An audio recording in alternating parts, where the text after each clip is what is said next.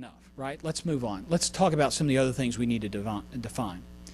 We also throw out a term called experiential marketing. We have tried to determine that that's the space we play in. Again, there's some colleagues here from some really great brand agencies. We do experiential marketing. We help folks who have a great brand, have a great design, have a great set of attributes, then take that and substantiate it in a way that you can experience it. Because we agree with the recent and newly hired CEO of Ogilvy, Shelley Lazarus, that today, with all of this clutter that we have, you have to sometimes experience the brand in order to fully get it. Now, Ogilvy does huge work in consumer brands. We believe the same thing in business-to-business brands, and we also believe it even more in business-to-business brands, and that's kind of setting up for why we feel so strongly about making over lobbies. Shelley says here that amidst all this clutter, in fact, if we were to pull in one of these tables here and put a white tablecloth over it, and I were to ask everybody to empty their pockets of their technology, or empty your bag of all your technology, and it just, you know, we'd throw out the cell phones and the iPods and the new iPods. We'd throw out, in the past, we'd throw out beepers. And then on the way here, you may, like I did, listen to satellite radio. You see where I'm going with this. And we have this overstimulation, this overabundance of technology that's hitting us. I don't know about you, but I can't manage my email anymore. I can't. I feel like starting a new email account because there's just so much stimulus that's happening. And Shelley Lazarus' theory is if for a moment we can create an experience where you come in personal, or what we call face-to-face contact with that brand, we might be more likely to engage you, involve you, persuade you. Leo Burnett, the famous ad agent who created Snap Crackle Pop and the FedEx Man and the Marlboro Man and Tony the Tiger, he said that the definition of persuasion, and this is not in your notes, the definition of persuasion is relevance plus involvement plus enjoyment. Relevance plus involvement plus enjoyment. He believed that if we could get our message really relevant, if we could involve the audience in that message, and if we could then be enjoyable or pleasant along the way, we might have a platform to persuade the audience. So we've defined experiential marketing. Now let's talk about a brand environment or a branded environment. Simply put, it's the combination of brand and an experience.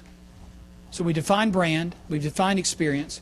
So a brand environment is the combination of brand and an experience, but more specifically, it's the alignment of physical space with a company's identity. Those slides that we showed you at the beginning where we asked you the question, what is your space saying about you? A brand environment is to align that physical space with that brand identity. The promise, the set of assets, the perceptions that we want to create in the minds of the audience, and to welcome customers and to immerse them. Okay?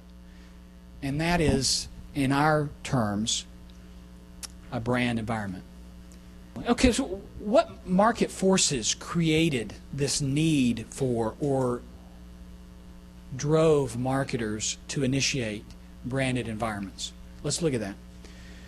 First of all, and I don't know if you'll agree, you might add to the list or you might strike some of our thoughts off of this list, but we simply say that a couple things happen. We have to agree there's an oversaturation of marketing. We all have to agree with that, right?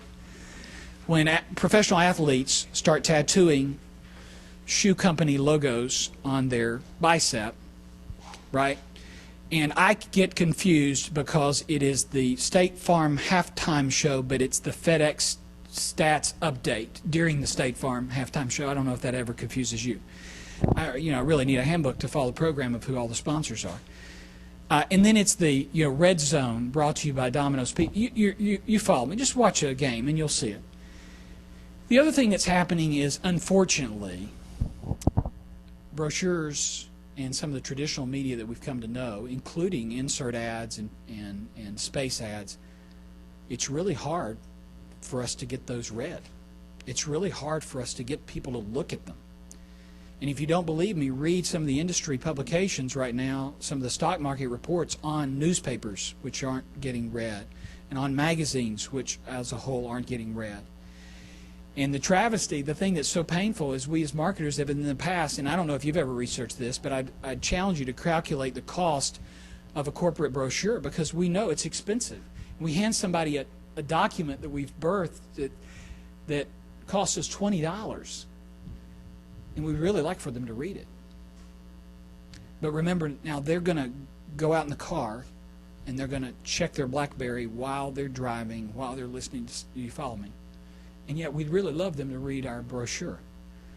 And so the thought is, now why is that important? Well, if we can't get them to read and engage with us on traditional media, most of which was created for the industrial age, now that we're in the age of technology, how do we get them to interact with us?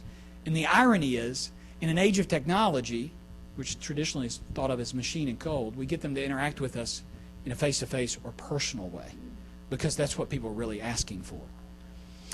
The other thing is, when we meet with our clients, we hear this a lot. I challenge you to ask your sales team, or you may know on your own, how does the close rate change with folks who visit our place? We've got a number of clients who say, I tell you what, if I can get them here, I can close them. Oh yeah, get them here, I can close them. Because they see the people, they see the place, they see how we work. I've had clients tell us they see how clean our environment is. They see how responsive our people are. They see how capable and scalable our facilities and infrastructure are, right? If I can just get them here, I'm more likely to close them. That's more true than you realize. Here's the thought. The thought is, if I take the time to commit to coming to your place, that is a huge overture of due diligence. Now, this happens much more frequently in the business-to-business world than in the consumer world. If I take the time to come and, okay, we're going to come over and meet with you all, and we'll see your pitch, and we'll take a tour as we survey the choices, the 2 cups of coffee. We're going to come over and take the tour, and we're going to size things up. And we've all been in those situations. That's actually what started us in this business. As a client was going through a bake-off, that's what we call it.